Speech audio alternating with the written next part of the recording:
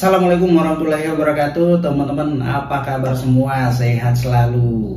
Jumpa lagi dengan saya Isram.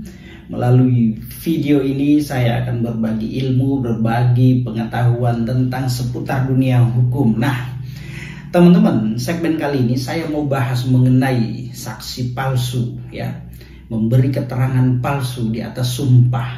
Nah, tentu ini ada akibat hukumnya, ya teman-teman, ya. Bisa dipidana, bisa dipenjara. Nah, mengenai saksi palsu atau keterangan palsu, saya mau ambil dari satu peristiwa atau kasus, ya. Kasus yang saat ini sedang ramai, sedang viral, yaitu kasus pembunuhan Vina yang hingga saat ini belum juga selesai, ya. Benang kusut menurut saya, ya. Ada beberapa terdakwa sudah divonis dan hukumannya hampir sama semua, yaitu pidana seumur hidup. Ada yang DPO 3 orang tiba-tiba menjadi 1 orang. Ada yang juga mengatakan kasusnya salah tangkap sehingga akan ada upaya pra peradilan. Lalu kemudian saksi-saksi yang memberikan keterangan pada saat itu hari ini mau dilaporkan. Wow, gila ya. Tapi nggak apa-apa. Semua ini ya kita menginginkan agar kasus ini menjadi terang benderang. Ya, pelaku yang sebenarnya tertangkap, terus kemudian orang yang tidak bersalah. Kalau memang dia terbukti tidak bersalah, ya silahkan, namanya direhabilitasi, dipulihkan, kan gitu. Nah, oke, baik teman-teman, ya, mengenai saksi atau keterangan palsu, ya. Jadi keterangan saksi ini merupakan salah satu alat bukti yang sah menurut ketentuan KUHP, ya, pasal 184. Alat bukti yang sah adalah pertama ada keterangan saksi, ahli, surat, petunjuk, dan keterangan terdakwa. Nah, itu ya teman-teman, ya. Namun saya hanya mau membahas mengenai keterangan saksi. Nah, saksi, ya, ini perlu kita ketahui, ya. Saksi adalah orang yang memberikan keterangannya di hadapan pejabat yang berwenang pada setiap tingkatan di atas sumpah, baik itu pada tingkat penyidikan, penuntutan maupun pemeriksaan di dalam ruang sidang. Saksi ini, ya, harus melihat, mendengar, merasakan apa yang dia sampaikan berdasarkan fakta yang dia lihat, yang dia dengar, yang dia rasakan. Jangan sampai memberikan keterangan-keterangan yang memang tidak sesuai dengan pada faktanya.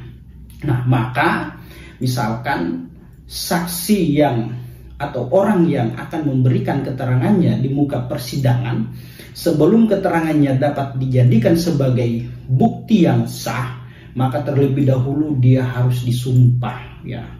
Disumpah. Kalau tidak disumpah, ya tidak dapat dijadikan sebagai bukti yang sah, ya. Maka dari itu, ya, agar menjadi bukti yang sah, maka saksi tersebut harus disumpah terlebih dahulu, ya. Disumpah. Ada kitab, ada Al-Quran di atas kepalanya untuk menyampaikan yang sebenar-benarnya. Itu ya teman-teman, ya. Kalau misalkan dia memberikan keterangan yang tidak sesuai dengan fakta yang sebenarnya, maka dapat dikategorikan sebagai saksi yang palsu, merekayasa. Dia secara gamblang menceritakan mulai dari A sampai Z, namun dia bukanlah saksi yang melihat, mendengar, merasakan, ya. Dia hanya merekayasa. Nah, ini ada akibat hukumnya, dipidana maksimal 9 tahun, teman-teman. Apa yang dia sampaikan dalam keterangannya dijadikan sebagai pertimbangan, ya, untuk memvonis, menghukum si terdakwa, ya. Apalagi, ya, kalau kita lihat, ya, dalam kasus Vina ini, ya, terdakwanya ini divonis semua hampir sama, yaitu seumur hidup. Nah, kita nggak tahu, ya, apakah acuan daripada hakim untuk memutus perkara tersebut terhadap para terdakwa ini acuannya berdasarkan pertimbangan yang dia ambil berdasarkan keterangan para saksi-saksi ketika itu, ataukah ada hal-hal lain atau mungkin bukti-bukti, petunjuk-petunjuk, bukti surat dan yang lain-lainnya. Kita nggak tahu ya. Namun dalam pengamatan analisa dari Farhad Abbas, pengacara dan timnya, ya, dia meyakini bahwa apa yang disampaikan oleh para saksi-saksi ketika itu yang dibawa sumpahnya ini merupakan saksi palsu, keterangan yang direkayasa menurut pandangan Farhad Abbas, sehingga dia akan membuat laporan polisi terhadap para saksi-saksi tersebut yang memang ada namanya dituangkan di dalam berkas BAP pada saat itu ya di Polres Cirebon, teman-teman ya. Jadi dia beranggapan bahwa keterangan para saksi-saksi ini merupakan keterangan yang palsu, keterangan bohong berdasarkan analisis ya. Mereka menganalisis dokumen-dokumen tersebut ya. Terus juga kemudian menganalisis putusan-putusan itu. Nah, sehingga mereka punya kesimpulan ya, apa yang disampaikan oleh saksi ketika itu merupakan kesaksian yang menurut mereka kesaksian palsu, sehingga patut diduga ya atas keterangan tersebut ya banyak pihak yang dirugikan.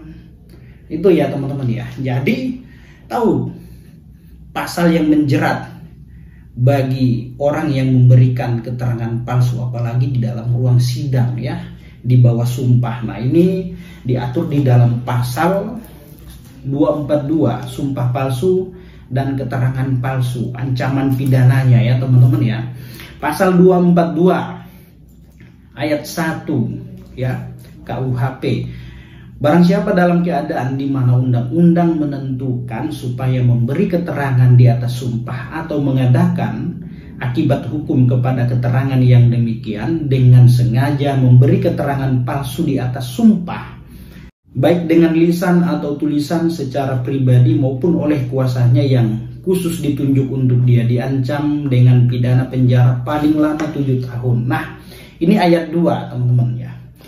Jika keterangan palsu di atas sumpah diberikan dalam perkara pidana dan merugikan terdakwa atau tersangka yang bersalah diancam dengan pidana penjara paling lama 9 tahun. Maka dari itu jangan main-main pada saat mau memberikan keterangan ya, apalagi di muka persidangan ya. Ingat ya teman-teman ya, sebelum keterangan seseorang menjadi alat bukti yang sah, maka saksi terlebih dahulu diambil sumpahnya ya, diambil sumpahnya.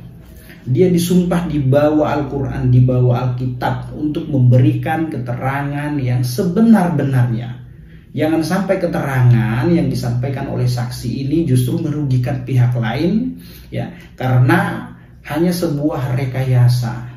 Ya, banyak itu saksi-saksi bayaran. Tapi ingat ya, kalau dia memberikan pandangan, keterangan yang tidak sesuai dengan fakta yang sebenarnya, maka ancaman pidananya itu 9 tahun teman-teman. Jadi itu ya teman-teman ya, sangat hati-hati pada saat memberikan keterangan, apalagi di dalam pengadilan ya. Karena seseorang sebelum memberikan keterangannya, maka terlebih dahulu dia disumpah di bawah Al-Quran. Nah itu ya. Jadi baik teman-teman, semoga apa yang saya sampaikan bermanfaat untuk kita semua. Demikian, salam keadilan.